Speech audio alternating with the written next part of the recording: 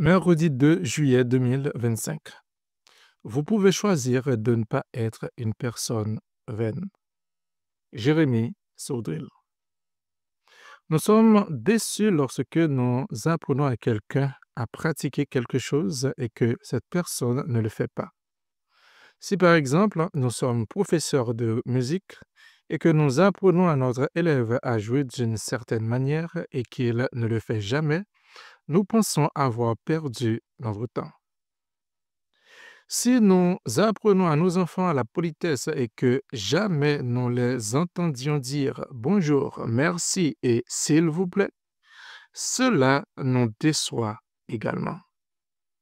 Parfois, les parents achètent un beau cadeau à leur enfant et celui-ci l'a oublié en quelques semaines.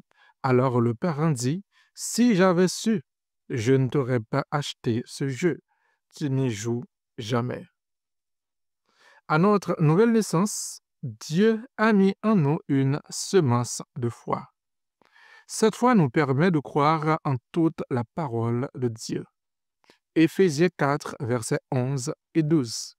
Et il a donné les uns comme apôtres, les autres comme prophètes, les autres comme évangélistes, les autres comme pasteurs et docteurs, pour le perfectionnement des saints en vue de l'œuvre du ministère et de l'édification du corps de Christ. Dieu a pris la charge d'envoyer des hommes pour qu'ils travaillent dans son royaume à temps plein.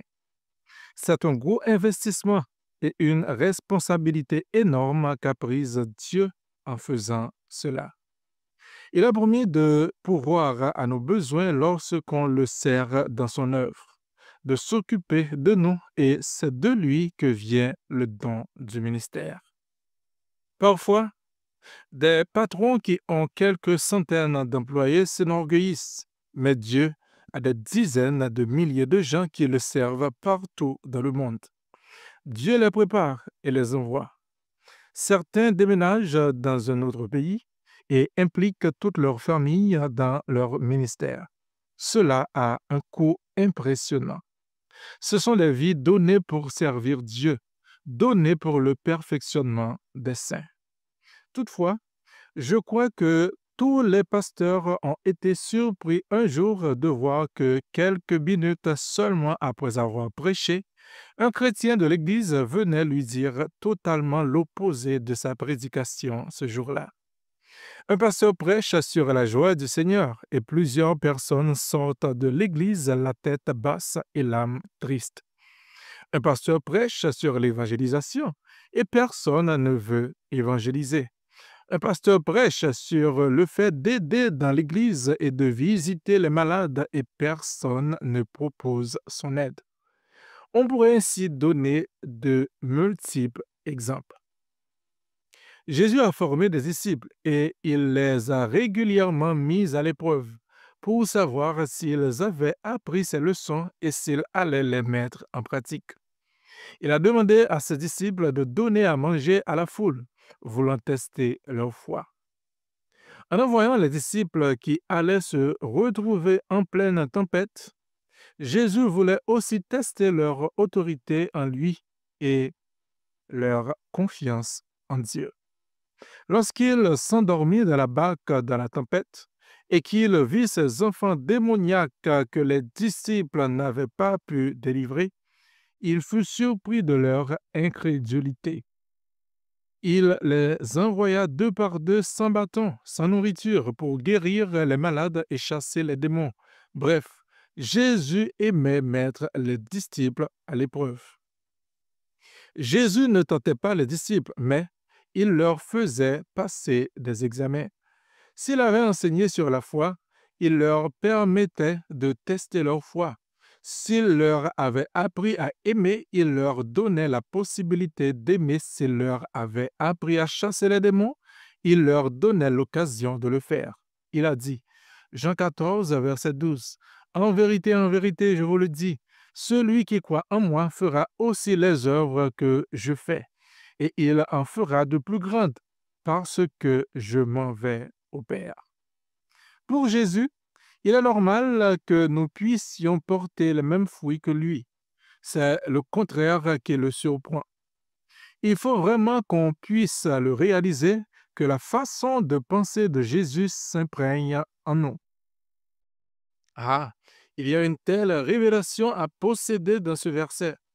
On pourrait méditer sur ce verset pendant des heures et des heures. J'aimerais le réécrire. Dans la façon de penser de Jésus, celui qui ne ment pas ni ne se trompe, il est normal que nous qui sommes sauvés portions au moins les mêmes fruits que lui. C'est exactement pour cela qu'il est venu. Ne rendons pas sa venue et son ministère qu'il a voulu être un exemple pour nous vain. Mais, poursuivant la volonté de Dieu, portons ses œuvres. Luc 6, verset 40. Le disciple n'est pas plus que le maître, mais tout disciple accompli sera comme son maître.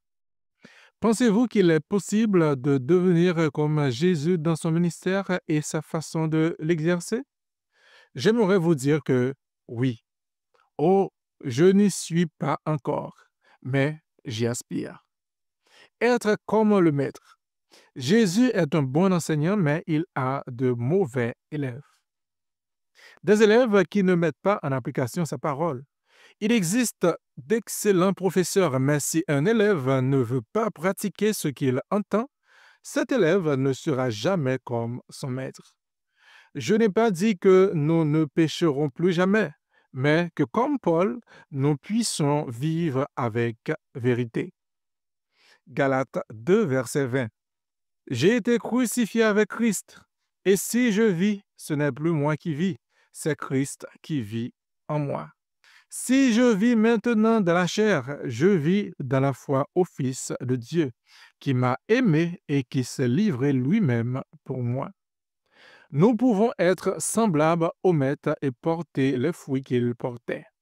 Un des obstacles majeurs pour ne pas devenir un disciple, c'est tout simplement de ne pas pratiquer ce que le Maître nous dit. Jésus ne nous a jamais appelés des chrétiens, mais des disciples.